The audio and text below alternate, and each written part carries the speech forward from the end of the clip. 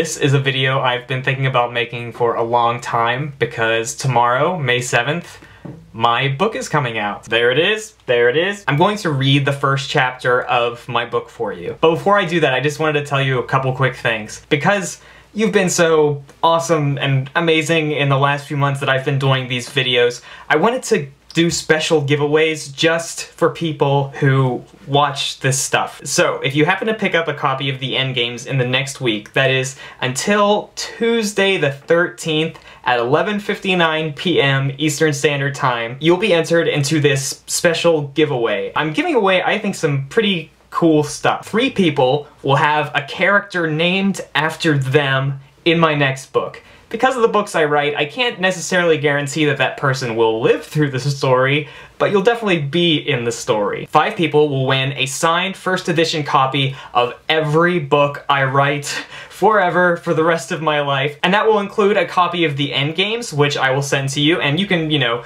keep it, give it to a friend, whatever you would like to do. And 7 people will win a one-of-a-kind, handwritten first draft page from the Endgames manuscript. In order to enter the giveaway, all you have to do is buy the book, and then email me your receipt, like a picture of it, or the receipt from Amazon, or IndieBound, or Barnes & Noble, to the email address that is right here. And I will make a video next week and let everybody know who won the giveaway! Oh my god, you're gonna read my book! Wow, thank you. You guys are wonderful. Thank you so much. So the book opens with 2 quotes. Here's the first quote. "I shall tell you a great secret, my friend. Do not wait for the last judgment. It takes place every day." Albert Camus. Quote number 2. "Everything not saved will be lost." Nintendo quit screen message. Chapter 1. Michael awoke in the dark to the screams again. He drew up the rifle in the tarp at his side. He kicked out of the sleeping bag and ripped his gun from its waterproof wrap and raised the sights up toward the perimeter blindly. A form appeared 20 feet ahead. He tugged the trigger. It would not give. He cursed himself, clicked off the safety, resighted the shape. But the form was nothing more than a tree, a yew, arthritic and leafless. So dark. God, so dark out here. By the gunmetal moonlight, the ring of trees around their camp was all but invisible. But that was impossible, unless their fire had died. He gasped, "Oh crap, no." A crimson bed of cinders popped in the circle of stones. A spindle of smoke twisted. He whispered, "Patrick!" Out there in the night, the scream went on. Human, but not. Living, but not. Patrick didn't stir. Michael knelt unsteadily in the snow. He felt for the Pokemon sleeping bag, torn and patched and torn again. "Patrick, get up!" The lining swished. "Bub, let's go!"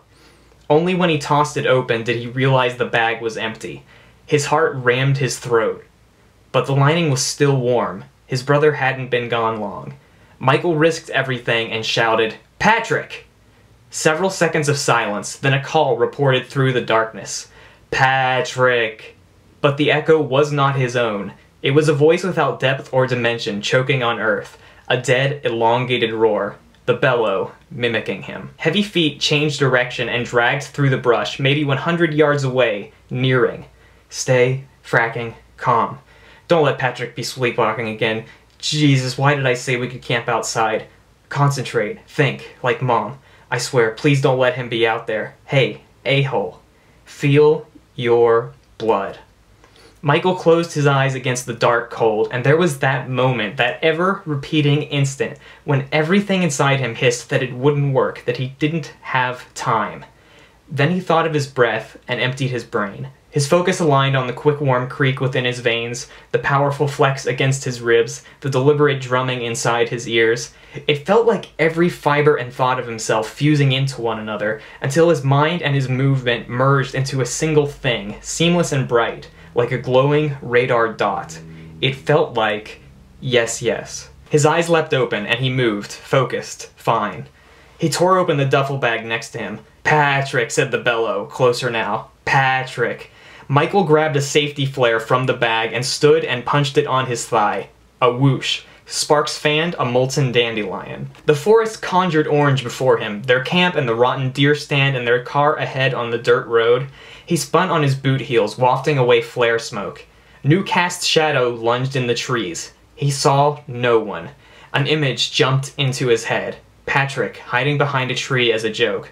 Patrick laughing into his elbow until he heard the bellow coming, then froze, afraid. "Patrick, good one! You got me!" Michael stepped over the sleeping bags nearer the trees. His voice wavered as he shouted. He cleared his throat, calmed, continued. "Bub, come on out now. I'll let you shoot this bellow. 100 points." "You got me." Michael whirled. 50 feet away, he could just make out the creature, staggering, hitching wild legs through the woods. Its limbs hung at impossible angles, a dozen times shattered. Its clothes were stripes of rot. What skin still clung to the skeleton was, in some spots, the color of mushrooms, and, in others, that of wax, and mostly it was as pale as the bones that jutted through it. But a moment ago it had been coming from the other direction. "There are 2 of them." "Bub," it said. "Point." Cheating. The whisper was small, so small that it could have been the voice of the flare, but Michael knew the sound too well. It was the same excitement as when he and Patrick had beaten Halo 4 on Legendary mode, their headphones plugged into the TV so they could stay up all night without anyone knowing. The same giddy, too many Sour Patch Kids, one more level, come on, please, excitement at starting a new part of the game. As the bell obeyed once more, Michael flung himself into a nearby cluster of pines, and his knees went weak with relief. Patrick sat on a snow-slick log, hunched back in a down coat and 2 hoodies, looking at something on a steep hill slope. His hands kneaded his hair, not in terror, in annoyance. He looked like precisely what he was, a 5-year-old kid getting equal parts ticked and thrilled by what was happening. "They're not playing right," Patrick said.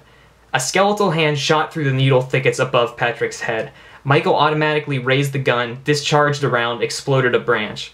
A body fell in the shadows and slid down the hill. Michael's hands shook with adrenaline, but that did not stop his smile. That's it. Thanks for watching. That even in an age of infinite media, books are still so singularly powerful for us. There are so many benefits to being a bookish kid.